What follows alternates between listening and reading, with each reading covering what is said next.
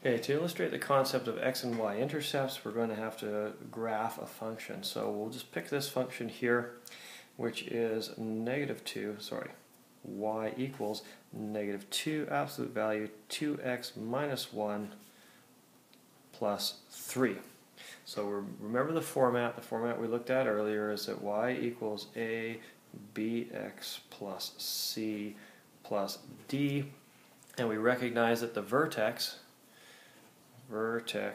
we calculated this out, that the vertex is this location, -c over b, that's your x of the vertex, and the y of the vertex is d. So we can see already that the vertex over here is going to be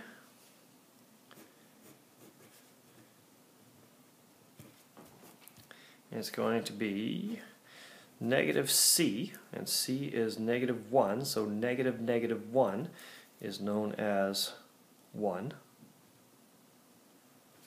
Make sure you got that. It's -1 because it's -c over b, and b is 2. 1/2. Well, that was easy. And d, as you can see, is 3. So we already know the vertex, and as I said in the last video, if that's a minus sign, it's going to open down.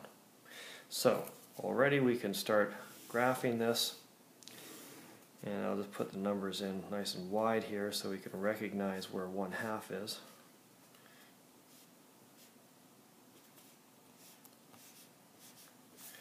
Okay, so 1/2, 3 is 1/2, 3, there's my vertex, and we know that it's going to open down because we've got a -a over there. So I don't know exactly how to draw it or where to draw it, but if I can figure out the x-intercepts, there's probably going to be, well, I know there's going to be 2 of them here, then I can easily graph this.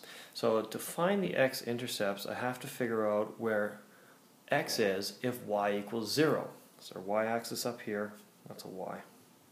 That's the x-axis here. So where y equals 0, x equals what? Well, there should be 2 answers. Let's see what happens.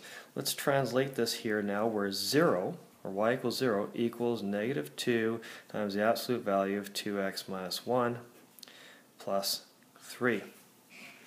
Well, we can do a little bit of algebra on this, but one of the things we are going to have trouble dealing with is this stuff inside the absolute value, because it doesn't act like stuff in brackets does. But you may recall from an earlier video that I said that the absolute value of x equals the absolute value of minus x. And then I said that the absolute value of x plus 3, oops, that should be a straight line, absolute value of x plus 3 equals the absolute value of minus x plus 3. In other words, there are 2 possible things in here. So either of these things can be in the formula, and the absolute value of it would be the same. And that means I can take this stuff here and turn it into 2 formulas.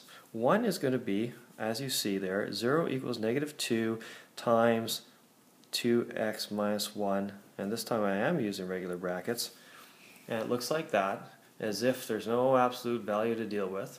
And the other one is going to be like this, except I'm going to multiply this junk in here by -1. So I'm going to write it out long, and it's going to be messy, and we'll clear it up later. So that would be 0 equals -2 times -1 times 2x minus 1, 2 sets of brackets there, plus 3. Now all I've done is I've taken this stuff that was in the absolute values and multiplied by -1, and now I have 2 separate equations, both of which will be true for this function, because remember that this content here, 2x minus 1, is absolute value in the real function. So now I guess, what do they call that? I've broken it into 2 pieces. It's a piecewise function. So this one here, let's just do this quickly. 0 equals -2 times 2x, that's -4x, minus, that's plus 2 plus 3, equals -4x plus 5. So we'll add 4x to both sides. 4x equals 5, and x equals 5 over 4. We divided both sides by 4.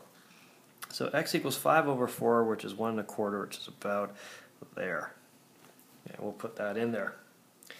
And I'm going to just for the sake of argument, I'm going to make this the yellow equation. You'll see why in a sec. And I'm going to draw the yellow line. It starts at the vertex. I know it goes down and it goes down forever. Because it goes down forever, I know that it's going to eventually deal with all x's, all real numbers. Now I'm going to just draw the little yellow on that so you can see that that's the yellow piece of the function on the graph. This one over here, it's going to get messy. We're going to run into this graph, but let's just work on that. -2 times, okay, I'm going to put the -1 in here, and I'm going to get -2x. -1 times -1 is +1, +3. So 0 equals -2 times -2 is 4x. -2 times +1 is -2 plus 3 at the end. So 0 equals 4x plus 1, which means that -1 equals 4x. We subtracted 1 from both sides, divide both sides by 4, and I get -1 over 4 equals x. So -1 over 4 is about there. I'm going to call this the green piece because I have a green marker, but it's the other side. And if I draw that down, you'll see a nice symmetric upside down V. And the green piece is here. So, this is a very, very important thing to understand though. There is this line of symmetry here, the reflection line. And it's the x value of the vertex, or 1/2 here, that gives us, let's point right to it, there. That tells us where it is. Where x equals 1/2. Where x is greater than 1/2, this is the function. Where x is less than 1/2, this is the function.